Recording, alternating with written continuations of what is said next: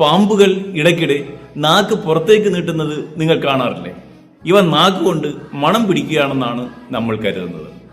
എന്നാൽ ഇത് തെറ്റാണെന്ന് പറഞ്ഞാൽ നിങ്ങൾ വിശ്വസിക്കുമോ? പാമ്പിന്റെ നാക്കിന് സ്വന്തമായി ഒരു മണവും തിരിച്ചറിയാനുള്ള കഴിവില്ല. അപ്പൊ പിന്നെ നാക്കിന്റെ ജോലി എന്താ?